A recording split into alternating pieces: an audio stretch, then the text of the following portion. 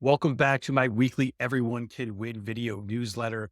I'm Jason Pearl, and in 5 minutes or less, I'm going to share knowledge with you that I've learned in my 20 plus years of leading businesses and leading people. This is a newsletter that's going to focus on all topics related to leadership, growth, and entrepreneurship. And today, I want to talk to you about who I was 20 years ago. Last week, I was traveling on the same road, the 90 West, headed to a business event in Northeast Ohio. And some of you may know, but some of you may not know that my first management assignment in my professional career with Wells Fargo was in a small town called Warren, Ohio. I was traveling the same road last week that I traveled many times during 2003 and 2004. So as I was traveling down that road, I became a bit nostalgic, to be quite honest with you. I started thinking about, here I am as a 43-year-old man. I'll be 44 next week. And I'm traveling down this road and I'm thinking to myself, gosh, 20 years ago, probably at the exact moment, I could have been driving on that same road. And what was that 23-year-old kid thinking about at that moment in time? And then it brought me to, what would me today, 20 years later, want to give advice to that 23-year-old kid driving down the road? So that's kind of the basis of this newsletter. The first thing that came to my mind, or the first piece of advice, is that life is never a straight line. At 23 years old, I was 18 months into my career. I was getting my first management assignment and things just seemed like they could be easy. Well, you and I both know that life is never easy and it's not always exactly the way it looks. You have to expect zigzags.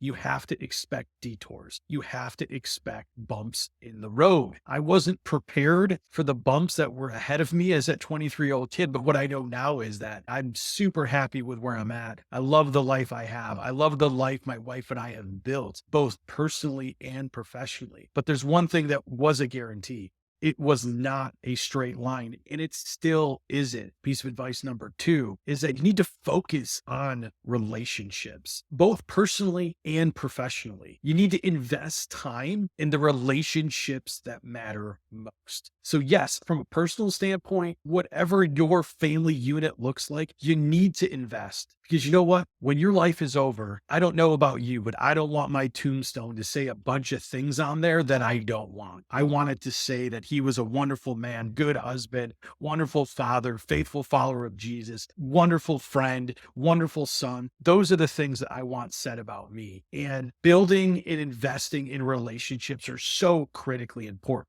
So that's on the personal side, but on the professional side, you need to invest in relationships as well. And the way you invest in relationships is you become intentional with the way you interact with people in your company or within your business or colleagues, and you be the person that you would like somebody to be to you. Be someone that colleagues can count on. Be someone that's going to step up and help. So you have to invest in relationships. That's going to make your life not only fulfilling, but also successful. And then finally, you have to put your faith in something bigger than yourself. I know as a 23-year-old kid, I thought I had the world figured out. I thought I knew exactly what was going to happen. But what I would tell that 23-year-old kid is you need to put your faith in something bigger than yourself. And many of you know from following me through my podcast or through this newsletter or some of my other social posts, I'm a faithful follower of Jesus Christ. And I would tell that 23-year-old kid that you need to sprint to that relationship. You need to build your foundation of your life as quickly as possible on faith in Jesus, because when you do that, you're going to avoid some of those pitfalls. You're going to avoid some of those accidents. And quite honestly, I would have avoided some fairly poor decision-making in my life as well. So I don't know about you, where you're at, what age you are, or what advice you would give to your younger self, but these 3 really seemed to hit me as I was driving down that road in that nostalgic moment. I'd appreciate it if you subscribe to this newsletter and even shared it with a friend. If you're interested to learn more about me, get some free resources, some free guides, or even connect with me, you could visit my website at jasonmpearl.com. So hope you enjoyed this. Hope you enjoyed going down memory lane with me, having a little nostalgia with me. But until next time, I'm Jason Pearl.